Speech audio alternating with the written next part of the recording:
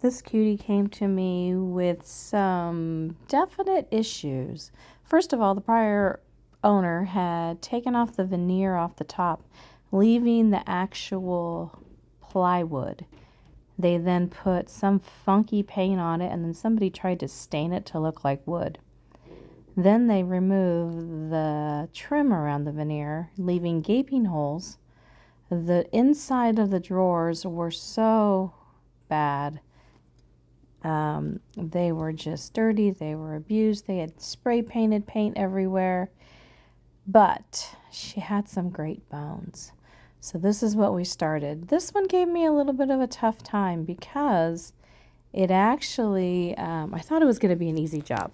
The customer who brought this in for me to redo for her wanted it to be a gorgeous creamy yellow.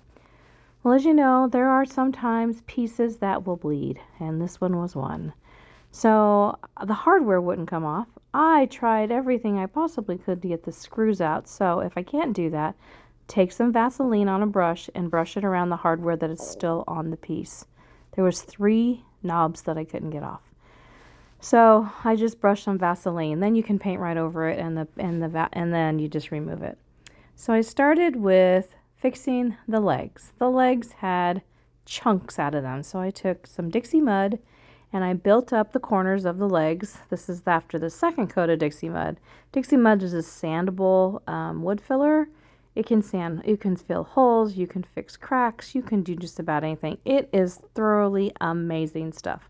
So you put it on, you let it dry, and then you just sand it down, and you won't even know that there was ever an issue. So I first started out thinking I could just paint this piece. Boy, oh boy, was I wrong. I put on a yellow layer of yellow, and all of a sudden, look at what came through. Pink everywhere. The prior stain, and this piece may actually be a mahogany piece, it just bled and bled and bled. So then I thought, okay, I'm going to put a coat of bonding Boss primer on here. This is a bonding primer and a blocking primer. So I put 2 coats of Dixie Belle's Boss. It's great stuff. The thing that happened though is that the Boss will then pull the stuff that is bleeding even more, which is fine. It'll make it even more pronounced. Then I tried to put a coat of yellow on. I could see the red still. It wasn't coming through, but the yellow is such a light color. So I actually painted the entire piece with yellow. I had to stop and then paint it with gray because it was just a pain. It wasn't going. I was going to have to put 20 coats of yellow. So around the lip of this thing, you can see where they pull the front veneer off. You see the gaping hole right there? So I took some amazing, amazing Woodu Bend. This comes in a roll. Once heated, it will unroll and you can add it, and it will look like it has always been there. This wasn't in my original plan or my original pricing, but I felt that this beauty could not leave my shop unless she got some much needed makeover. So grab a heat gun, put some glue on your Woodu Bend, heat your Woodu Bend up against it. Be careful, do not burn your fingers. You will burn your fingers right on off. Grab a putty knife and help to attach it. It will actually start to adhere once it is warm. Once it is warm, you can bend it to any surface. When it cools down, it'll stay and it will not move. It'll be permanent. This was such a great, quick, and easy and inexpensive fix.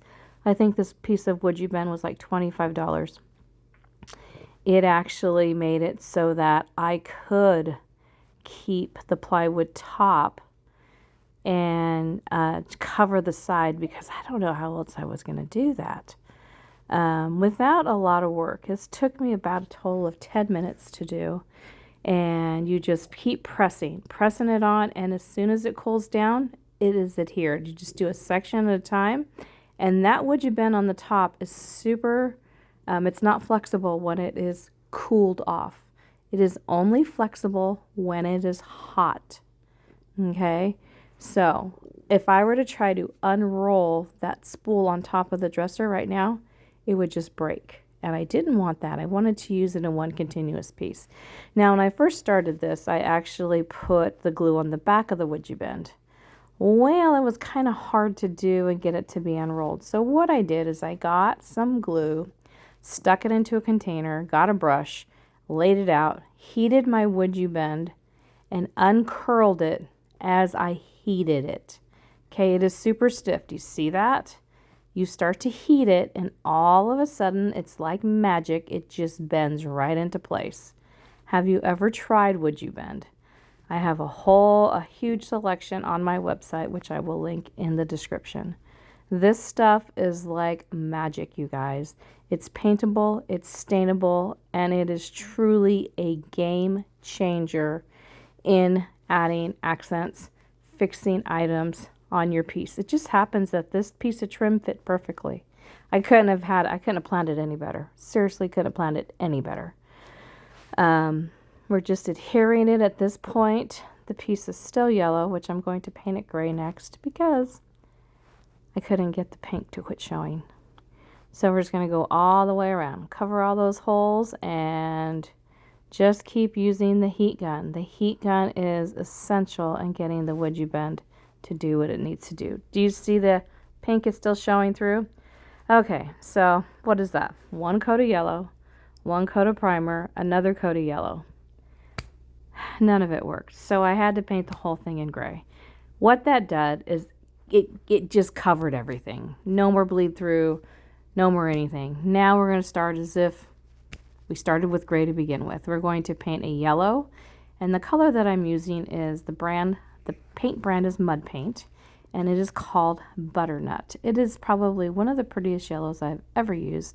Mud Paint is a clay-based paint. Then I'm going to blend with two other colors. So we're going to put the Butternut back up, which is the yellow. Then we're going to use some Sawmill Gravy, which is a Dixie Belle color. It's kind of a greasy white. And then Fluff, which is also a Dixie Belle color, which is their off-white. So I'm going to just add little bits of that, tipping my brush into my paint, using my fine mist sprayer as I go along to move the paint. Remember, when you're painting and you're blending, you just want little bits of paint. And you're going to just lightly just soften this baby up, give it a little bit of movement instead of just being a solid yellow.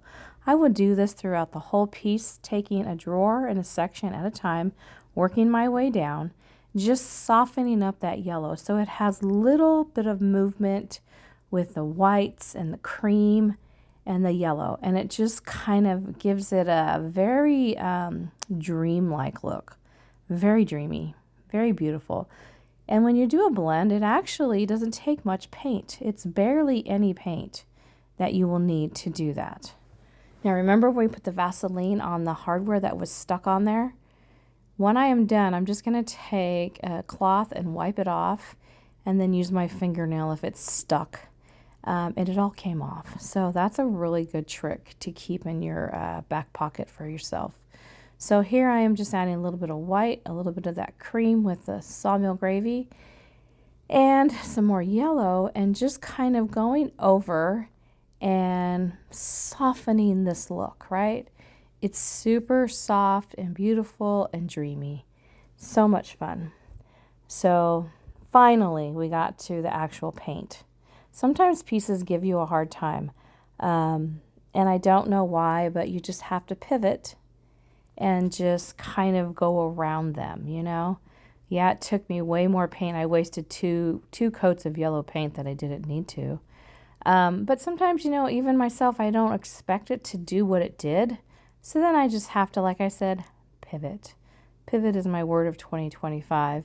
And I just think sometimes instead of becoming frustrated, the products do work. It's sometimes just the actual piece of furniture that just gives you a little bit of a hard time. Here I'm adding a little bit of the Fluff and the Sawmill Gravy and pulling in some of that yellow and just softening it up, giving it that dreamy, creamy sunshine feel, right? Doesn't take a lot of paint to just get it to just smooth it out, right? A little bit of water helps to move the paint around. I am then taking a brush that I haven't dipped into paint and using it to smooth out my blend. It's a great way to get a really nice blend. Lay out the paint with one brush and then take a brush that has no paint on it and just use it to go over and smooth out the finish. That's a really good way to do it. Can you see the difference in the door on the right and the door on the left? I'm telling you, a little tiny bit of paint. That's all you need. So we're going to continue this for the whole piece. Now it is starting to come together. Now I'm breathing a sigh of relief, like, oh wow, it's finally gonna work. It tested my patience, let me tell you. And sometimes pieces do really test my patience. But that's okay. You know what? What doesn't kill us makes us stronger for sure. So we're just continuing a little bit of water. We're going to take that brush that doesn't have any paint on it and just smush it out. I'm going to go ahead now and we're going to wax the whole piece. Wax is something that is what I love to do the most on my painted surfaces. It is a sealer that will seal in your chalk or clay-based paint. You can see it go on. Harder to see wax applied to a light color. You can kind of see the sheen, even beyond my shadow, on here. Wax will seal the paint, and I have heard people say that you have to re-wax your piece every 6 months, which I don't believe. I've had pieces for 8 and 9 years in my home that I've never re-waxed. The wax of today is super hard and durable. It's not necessary to re-wax. I personally like to wax the painted part and put a clear coat on the stained part. Now I'm going to show you how I accent these to make them look like they have depth and dimension. I grabbed a dark brown wax, and the one is my preferred is the DIY dark wax is what it's called. I'm going to go ahead and take a little French tip hard natural bristle brush, and I'm going to just put it in those little recessed corners. Then I'm going to take my microfiber rag and I'm going to wipe it off. Can you see immediately how much depth compared to the second one? It is like night and day. This is what separates a furniture artist from just a furniture painter. Taking the extra steps, adding the depth, adding the dimension, and giving your piece really the volume that it needs. Now I'm going to go ahead and on that basket weave on the top, I'm going to really work that wax into it. And then we're just going to wipe it off, and what the wax is going to do, it's going to settle just down into those crevices. The reason that we clear wax first is to basically put a coating in between the colored wax and the piece. If we were to just throw brown wax on here, it wouldn't be so creamy and come off so nicely. So always put clear wax first and then do your decorative waxes and colored waxes. There's a variety of color that you can use. Now look at how different the top drawer looks from the second drawer. This angle is much better. You can see how the wax really deepens the color of the paint.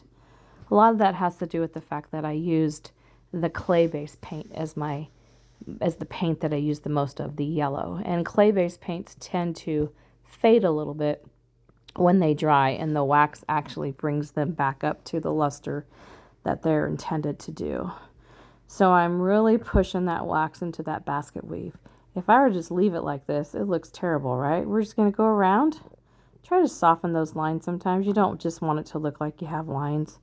Round your corners. Get your microfiber and wipe it off. If you didn't have clear wax on, you wouldn't be able to wipe it off. It would look like that, brown streaks. This is just supposed to be highlights, you guys. Little highlights. Just wipe it off. Keep moving your rag to a clean spot so you're not smearing continuously the wax you've taken off. And this, when you look at it from afar, it's a huge. Can you see the difference? Isn't that incredible? You do the next drawer and the next drawer. So I do it one drawer at a time. I don't go and do the whole piece and then wax it. I like to see it come to fruition. So this top, I don't know whoever did this originally, it was like an epoxy paint, and then they took a red stain and tried to make it look like stain. It seriously took me 4 hours with my amazing sander with an 80 grit sandpaper to sand off all of this junk. Now the top, it looked okay. It actually is the plywood that's beneath the veneer. But we weren't going to go buy veneer and put on this. The client just wanted me to bring it back to life as much as I could. So I think the great solution was just to put some brown, dark brown stain over the top, put 4 coats of clear, and call it good. And actually, they absolutely loved it. It just shows the bones of the piece, you know, where she started, where she's been. It's probably a 100-year-old piece. I'm using Wise Owl's 1 hour enamel, which by far is my favorite top coat of all times. This stuff is phenomenal. I do have it on my website if you'd like to order it. I always use the matte. So here's what it looks like when it's all done. We're going to put these coats. I do 4 coats. I let them dry about 10 minutes. Boom, there's the before. She was rough.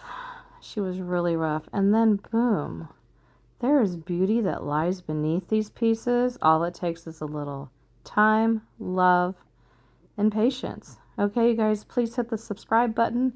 I will list all the products in the details. Thank you so much. Go out and be fabulous.